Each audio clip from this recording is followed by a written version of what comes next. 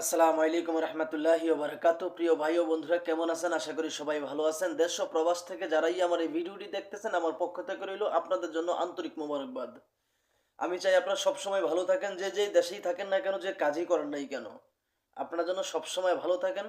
আল্লাহ তাআলা রব্বুল আলামিনের কাছে সবসময় এই প্রার্থনাটাই করি, কারণ আপনারা আমার প্রিয় প্রবাসী ভাই। আপনাদের জন্য এক বুক ভালোবাসা আমার পক্ষ থেকে সবসময়। আজকে কথা বলতে আসলাম একটা বেদের সম্প্রদায়ের মেয়েকে নিয়ে। সে নিজেকে আসলে খুবই নিষ্পাপ দাবি করে। সে নাকি খুবই নিষ্পাপ, এবং কি সে খুব একটা মনের মানুষ খুঁজে পাচ্ছে না। এত বড় একটা পৃথিবী, এই পৃথিবীতে তাকে ভালোবাসার মতো মানুষ নাকি আজ পর্যন্ত পয়দা হয় নাই। এই কথাগুলো এই মেয়েটা বলতেছে, এবং কি এই মেয়েটা আরো বলতেছে যে যে কিছু কিছু মানুষ তাকে ফোন দেয়, তারা নাকি খুবই খারাপ মানুষ। বিশেষ করে প্রবাস থেকে অনেক ছেলেরা আমাকে ফোন দেয়, ফোন দিয়ে উল্টাপাল্টা বাজে কথা বলে। আমার স্ক্যানের এই পাশে দেখেন ছোট্ট আকারে একটা ভিডিও চলতেছে, এটাই হচ্ছে সে বেদে কন্যা। সে বলতেছে প্রবাসের যে ছেলেগুলো আছে, তারা নাকি এই মেয়েগুলোকে ফোন দেয়, ফোন দিয়ে উদ্ভট মন্তব্য করে, উদ্ভট কথা বলে। সেটা আমি বিশ্বাস করি না, কেননা কোনো প্রবাসী এই সমস্ত মেয়েকে ফোন দেয়, ঠিক আছে, আমি মানতেছি, কিন্তু উদ্ভট কথা বলবে, এটা আমি কখনোই বিশ্বাস করব না, এবং কি মানবো না। কেননা আমি একজন প্রবাসী, আর একজন প্রবাসীর কষ্ট একমাত্র আমি বুঝি, যে প্রবাসী একটা একটা প্রবাসী কথা বললে কতটুকু কথা বলতে পারে এবং কি বলতে পারে। এই মেয়েগুলো আসলে ওরা সবসময় আলোচনায় থাকতে চায়, যে আসলে তারা যেন সবসময় আলোচনায় থাকতে পারে। এই জন্য কিছু কিছু দালাল চক্র আছে, ইউটিউবার, তাদের প্রতিবেদনের নামে ডিজিটাল ভিক্ষা করে, তাদের মাধ্যমে এই সমস্ত মেয়েগুলো আসলে তাদেরই একটা চক্র।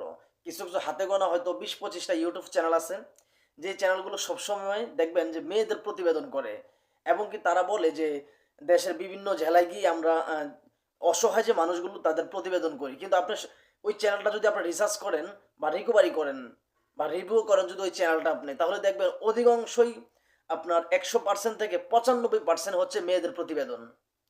যদি বিভিন্ন জেলায় গিয়ে আপনার প্রতিবেদন করে, অসহায় মানুষের পাশ প্রতিবেদন করে, তাহলে তাদের চ্যানেলে আপনার 95% হচ্ছে যুবক যে মেয়েগুলো, সেই মেয়েগুলোর প্রতিবেদন। এবং কি আপনি খেয়াল করে দেখবেন এই একটাই মেয়ে, একটা মেয়ের ভিডিও বিভিন্ন চ্যানেলে আছেন।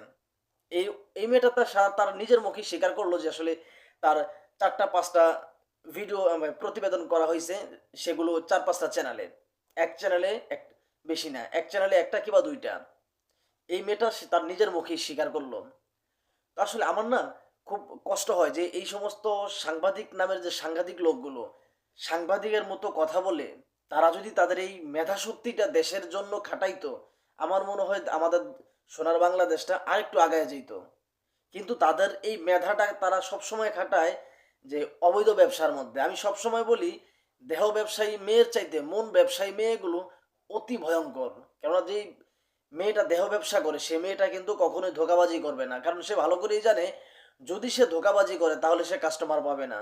আর মন ব্যবসায়ী যে মেয়েগুলো, সেই মন ব্যবসায়ী মেয়েগুলো চিন্তা করে সবসময় একটা গেলে আরেকটা আসবে, একটা গেলে আরেকটা আসবে, অতএব তার পিছনে ঘোরার সময় নেই, তাকে টাইম দেওয়ার সময় নেই, তার পিছনে তার পায়ে তার পিছনে তেল মারার সময় নেই। মন ব্যবসায়ী মেয়েগুলো এতটাই জঘন্য। বিশেষ করে প্রতিবেদনের যে মন ব্যবসায়ী মেয়েগুলো, তারা কিন্তু আজকে আমার সম্ভবত ওমান প্রবাসী একটা লোক আমাকে ফোন দিল, দিয়ে অনেকগুলো কথা বলছে, এবং কি তার এরকম বেদে সম্প্রদায়ের এক মেয়ের সাথে কথা বলছে, কথা বলে সে যে 4-5 লক্ষ টাকা ওই মেয়ে ধান্দা করে নিয়ে গেছে। যখন সেই একটা টিকটকে কেন্দ্র করে, টিকটকের মাধ্যমে সেই মেয়েটার আসল পরিচয় পায়, অথচ সেই মেয়েটার স্বামী আছে, সংসার আছে। টিকটকের মাধ্যমে আরেকটা তার আসল পরিচয় পাওয়ার পরে মেয়েটাকে জিজ্ঞাসা করছিল যে এই কাজগুলো সত্য কিনা। মুহূর্তের মধ্যে সেই মেয়েটা উধাও, মুহূর্তের মধ্যে তাকে ব্লক করে দিছে। আপনি একটা জিনিস চিন্তা করেন, একটা প্রবাসীর থেকে আপনি হয়তো কত নিতে পারবেন, 2-4-5 লক্ষ টাকা, 10 লক্ষ টাকা, এই টাকাগুলো কি আপনার সাথে যাবে? এই টাকাগুলো কিন্তু আপনার সাথে যাবে না। এবং কি কাফনের কাপড়ের কিন্তু পকেট নেই, আজরাইল ঘোষ খায় না। অতএব এখনো সময় আছে, এই সমস্ত ধান্দাগিরি ছাড়েন, ছাইরা আল্লাহর পথে চলেন। আশা করি আল্লাহ তাআলা আপনাকে ক্ষমা করে দিবে। কিন্তু এই সমস্ত কাজ যদি আপনি চালিয়ে যান, আজ না হোক কাল, কাল না হোক পরশু আপনাকে কিন্তু মৃত্যুবরণ করতে হবে। অতএব আল্লাহ তাআলা সব কিছু মাপ দিবে, পরের হক মাপ দিবে না, এটা 100% গ্যারান্টি। আমাদের আহ, ওই যে আবু সালে জঙ্গি মুসা একজন গাউসে পাকের বাবা ছিলেন। তিনি একটা ফল খাওয়ার কারণে 12 বছর গোলামি খাটতে হয়েছে।